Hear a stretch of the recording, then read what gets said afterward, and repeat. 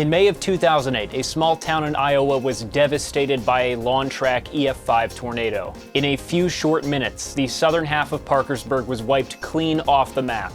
Over 300 homes, a bank, and a high school were subject to winds over 200 miles per hour. Just 1 year removed from the Greensburg disaster, many residents were left wondering how and if their beloved town would recover. Against all odds and with the help of Americans across the country, Parkersburg has made a full recovery and is now a decent, small, mid-American town with a brand new high school. Today, we'll look at the meteorology behind one of the most devastating tornadoes of the early 2000s, examine in detail the wild and inconsistent damage path that this tornado produced, and draw eerily similar comparisons to one of the most infamous tornadoes of all time that occurred just 5 years later. Continuing this series about F5 and EF5 tornadoes, I want to show you exactly how tornadoes are rated today using the enhanced Fujita scale. See, even though it's 16 years old, people today often still think about the original Fujita scale when classifying tornadoes. Dr. Fujita invented this scale in 1971 as a way to classify tornadic wind speeds into 6 different categories. The issue with this, especially in the 70s,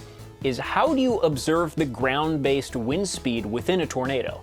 You can't just give an anemometer to a guy and ask him to stand in the middle of a violent tornado. You can place probes with anemometers inside of them in the path of tornadoes like the late great Tim Samara's, but that's a logistical nightmare and still poses a great threat to human life. However, what Dr. Fujita realized from studying the damage from Nagasaki is that you can interpret wind speeds based on the tornadic damage. And by classifying tornadoes into 6 different ranges of wind speed, you don't have to be super accurate. Instead of spending weeks of your life trying to figure out the tornadic wind speed within the 5-mile-an-hour mark of the true number, you can just classify it as an F2 and you know it has wind speeds of 118 to 161 miles an hour, and move on with your life. The issue with this scale is twofold. One, not all structures are created equal. In Fujita's description of an F5 tornado, he describes full-frame houses being tossed off of their foundations. Well, what if the house is poorly attached to its foundation? Then a lesser wind would be required to toss the house. So 2, as a result, it was found that Fujita had actually overestimated the ground-based wind speed that it would take to create F5 damage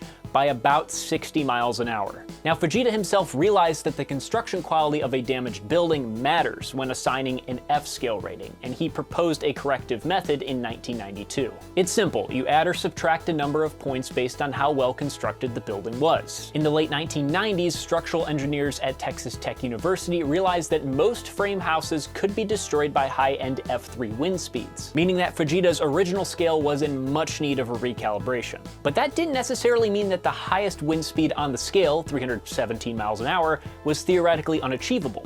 In 1999, mobile Doppler radar trucks operated by Josh Werman measured winds in excess of 300 miles an hour, about 100 meters or 30 feet off the ground, in the Bridge Creek Moore tornado. But 300 feet makes a lot of difference when you want to know the ground level winds that actually hit the sub 100 foot homes. So the main goal of an enhanced Fujita scale would be to provide a larger set of damage indicators, or specific parts of buildings, such as asphalt shingles, brick veneer wall cladding, you know, that stuff that cracks and crumbles after 2 harsh winters, or even exterior balconies. The degree of damage to each damage indicator would be taken into account when determining the wind speed. In March of 2001, those Texas Tech engineers convened at a forum and developed this scale, which was presented to the National Weather Service in June of 2004 and fully implemented in February of 2007. 3 months later, the Greensburg, Kansas tornado would be the first tornado to be rated EF5, with most well-built framed houses in the town being completely blown away.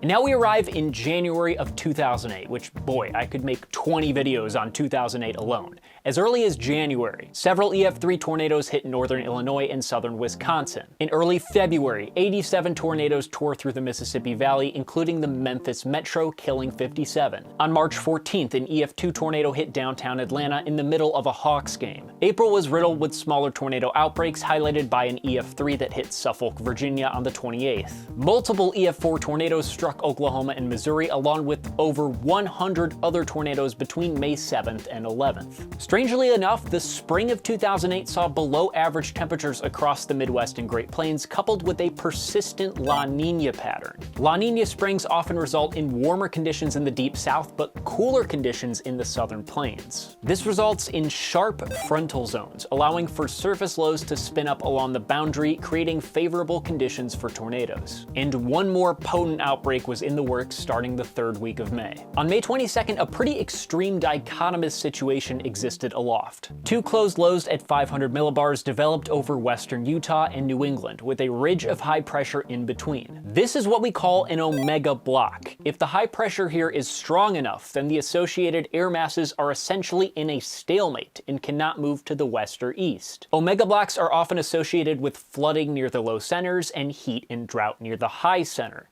But looking again at the map, it's pretty clear that the low pressure over Utah is much stronger than the disconnected high pressure in Canada. And so any frontal systems that were able to develop on the border of these two air masses, which is where they typically develop, would be able to slowly move to the northeast over the coming week. If you saw my last video on the Flint tornado, you might remember that a closed low at 500 millibars represents a deep vertically stacked column of cooler air, commonly with a slow-moving occluded front at the surface. These are not extremely common in the Great Plains, but they can produce conditions favorable for tornadoes, especially near the triple point, the area in which the cold, warm, and occluded fronts meet. You have the jet stream curving around the backside of the low directly over top warm southerly air streaming in from the Gulf of Mexico. This vorticity, this spin in the atmosphere on the border between these two different air masses, means thunderstorms that form in this area will be spinning like a top, in prime for tornadoes. And while usually systems like this move relatively quickly across the United States, this semi-blocking pattern prevented movement, creating the ingredients for a rare, week-long tornadic event in a very small area. On May 21st, the Storm Prediction Center issued a Day 2 moderate risk for severe weather extending from McCook, Nebraska to Laverne, Oklahoma. By the early morning hours on the 22nd, a line of showers were beginning to blossom into thunderstorms along the I-25 corridor just east of the Rocky Mountains. But because of the closed low and the jet stream wrapping around the backside, the mean flow at 500 millibars was north-northwesterly, which means that the showers and thunderstorms were actually moving northwest as well. As warm, moist air continued to surge into the area, it was likely aided in lifting due to topographic forcing.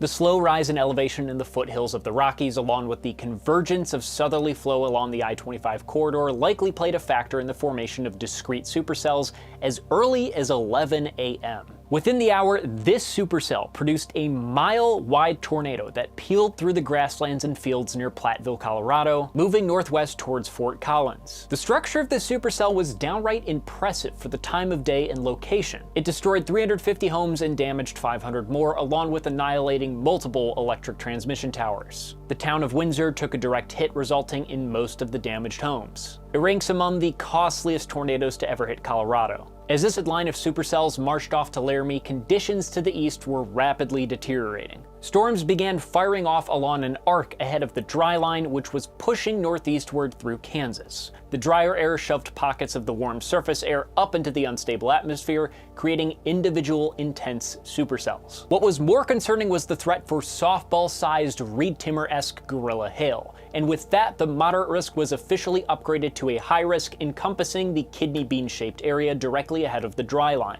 As many as 30 tornadoes dropped from these supercells in western Kansas, but because of the sparse population of the rolling grasslands, most of them just went unnoticed. As the line of supercells drifted off to the northeast overnight, the blocking pattern aloft persisted, and conditions proved favorable for supercells the next day on May 23rd in nearly the same location. While the surface low in Colorado had filled slightly, measuring 8 millibars higher in pressure than the day before, there was still a jet streak exit region positioned directly over western Kansas, meaning that lower pressure aloft allowed for surface air to rise and fill the void. The potential energy in the atmosphere was still 4,000 to 5,000 joules per kilogram, meaning that these storms would explode upwards and once again produce gorilla hailstones. If you look at the visible satellite imagery, it's clear as day where the cold front and the dry line are, as the space in between them is free of clouds. A moderate risk was issued for this area centered around western Kansas, and thunderstorms began firing early in the day, lasting well into the evening. The clusters of supercells produced on this day were wild, dropping over 70 individual tornadoes, one of which being an EF5 EF4 that traveled due north, barely missing the town of Quinter. Greensburg, Kansas, still reeling from getting annihilated a year prior, was barely missed by a tornado-producing supercell. In fact, it cycled as it passed directly over the town. Perhaps the most remarkable storm activity of the day was when 4 individual supercells merged into one singular storm near Ness City, then produced several large tornadoes to the west of Ellis. By midnight, the storms had congealed into a giant MCS, with a squall line to the south and steady rainfall to the north. The cold air rushing out of these storms effectively blocked the southerly Gulf moisture from pushing to the north. This MCS, or mesoscale convective system, mesoscale meaning large, convective referring to thunderstorm processes, and system meaning it's a big guy. Look at it. This MCS effectively stabilized the air in the central Midwest, putting a cap on the potential for another day of significant tornadoes. The blocking high, once strong over Winnipeg, was now getting pushed back to the south, and the low aloft was now racing to the northeast. A slight risk was still issued along the spine of the Great Plains, with the greatest tornado probability centered around the northern Missouri River corridor. Several clusters of supercells developed by the late afternoon, discrete cells near the Missouri River in South Dakota, a broken line west of Sioux City, and a very active cluster near Stillwater, Oklahoma. In fact, several of these Oklahoma tornadoes were broadcast live on KWTV with Gary England. But as all this was unfolding, the Storm Prediction Center was quietly looking 24 hours into the future, because the low aloft was now flying to the northeast and the jet stream was moving very quickly across southern Minnesota. And although there were still some nighttime storms blocking moisture returns, they were only really obstructing eastern Kansas. The southerly surface winds were so powerful that everywhere else along the cold front and beneath the jet streak would have the potential for severe weather. The 2 primary areas of concern were 1, way up north between La Crosse and Minneapolis, Minnesota, where the triple point would be migrating to later in the day, and 2, in western Kansas, where the dry line would meet strong moisture returns by 5 p.m. In the morning hours of Sunday, May 25th, people of eastern Iowa woke up to blanketing cloud cover, and at 59 degrees with high humidity, it felt pretty chilly. However, over the next few hours, southerly winds raced into the area at 15 to 30 miles an hour, and by 3 p.m., it felt like summer. Temperatures across the region were sitting at a muggy 85 degrees. 2 hours earlier, the early moisture and daytime heating caused storms to fire off around 1 p.m. in western Kansas. At 2 p.m., large supercells to the northwest of Minneapolis began dropping gorilla hail. All of these storms were located along and ahead of the dry line, in the exact areas that the Storm Prediction Center had expected. At 3 p.m., as the heat and moisture peaked in northern Iowa, the Storm Prediction Center noticed that conditions were rapidly destabilizing in the area just south of their northernmost moderate risk zone. Baby storms were firing near I-35 as the dry line pushed east, and these storms were in a pocket of prime atmospheric real estate.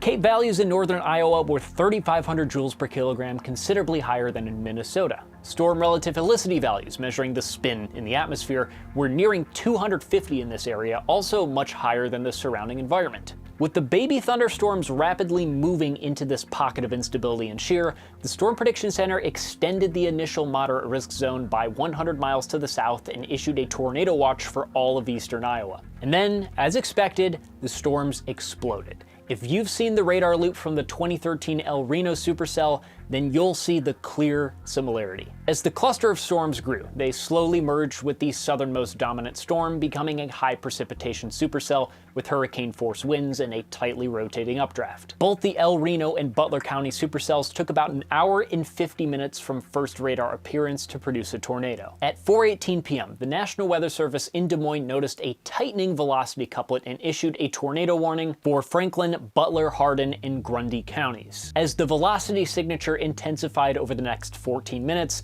the Weather Office continued to update the warning with new information. At 4:32, the warning was amended to include the arrival time of the tornado in the small town of Parkersburg, roughly 4:45 p.m. The good news is that the storm was moving slower than the meteorologists previously calculated, giving the town a much greater lead time.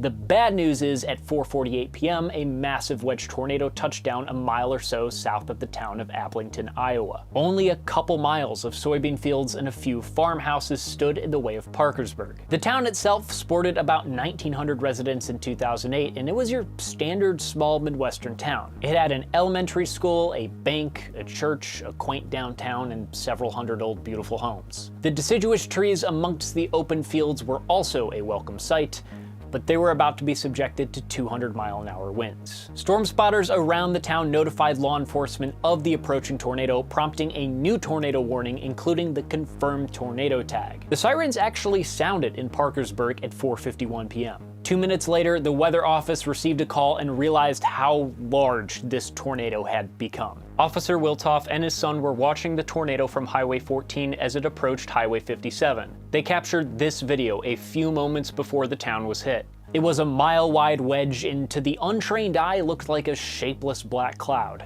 The weather office again updated the warning, this time including the paragraph, "This is an extremely dangerous and life-threatening situation. This storm is capable of producing strong to violent tornadoes. If you are in the path of this tornado, take cover immediately."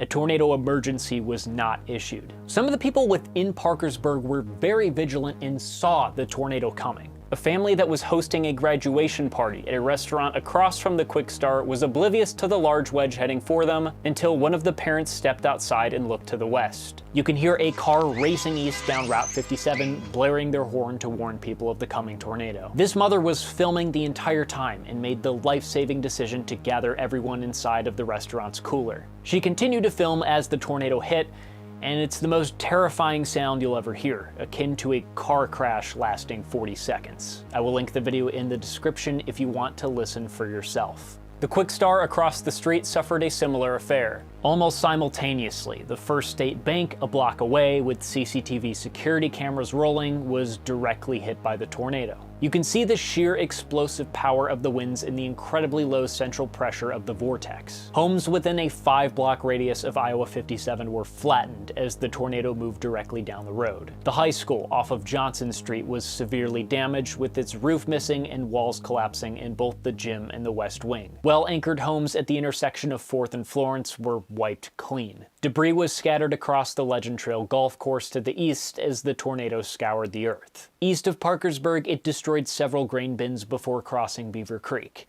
It barreled through farm homes along Beaver Valley Street north of New Hartford, resulting in more fatalities. It also threw and destroyed headstones in the Oak Hill Cemetery. The tornado became rain-wrapped and weakened to EF2 strength as it continued into the Waterloo metro area, barely missing the airport. At one point, it made an S-turn followed by a full-on loop. The erratic damage path is yet another similarity between the Parkersburg and El Reno storms. Word slowly got out regarding the punch that Parkersburg had taken. Luckily, help arrived almost immediately. The Iowa State football team drove in to help disassemble homes that were uninhabitable.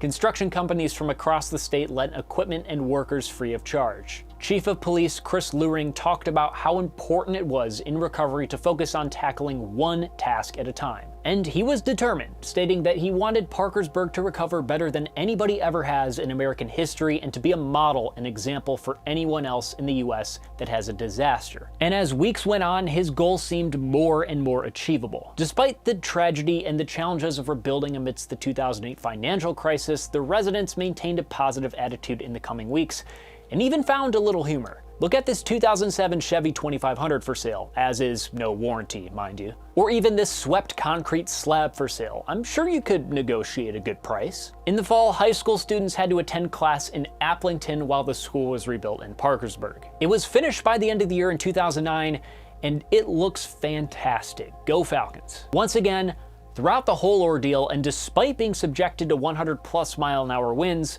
the Parkersburg Water Tower withstood the storm, and it still stands to this day. Dozens of homes were rebuilt along Route 57, a brand new Quick Star sprung up in the same location, and the bank was erected yet again. The sum of property value in Parkersburg has increased from $84 million in 2009 to $130 million today, and the city has more residents than at any point in history.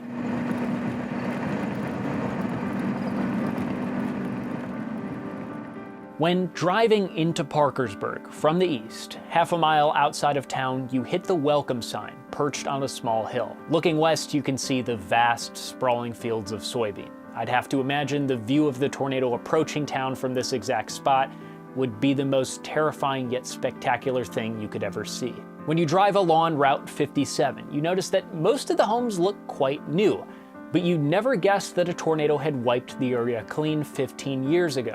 But as soon as you go north into the old downtown, it becomes very apparent that something happened. Old, beautiful homes surrounded by thick, ancient, deciduous growth. The downtown strip consists of beautiful, vacant brick buildings, including your mandatory Dollar General. I also had the chance to stop by Mad Dog and get a beer at 11:30 a.m. on a Sunday and play a game of billiards. And then, when you leave, you once again cross the line where the tornado traversed, and those beautiful trees disappear. Parkersburg does not want to be known as a tornado town. Their residents, although forever changed by the event, have very much moved on, and I wholly respect that. I'm grateful I got to pass through on my road trip across the country, and I hope I could somewhat do the story of this tornado and this town justice. If you guys want to see more footage on the ground from Parkersburg, I highly recommend you check out Jake's video where he goes there and actually looks for tornadic debris and scars that remain today. I'm very happy to be back from my road trip. I saw so many incredible things. I'd never been west of the Mississippi, and being able to spend almost a month in the Rocky Mountains was beyond incredible. If you guys have any suggestions on what you want me to cover next, leave them in the comments below. Be sure you like and subscribe, that helps me out tremendously, and I will see you guys soon.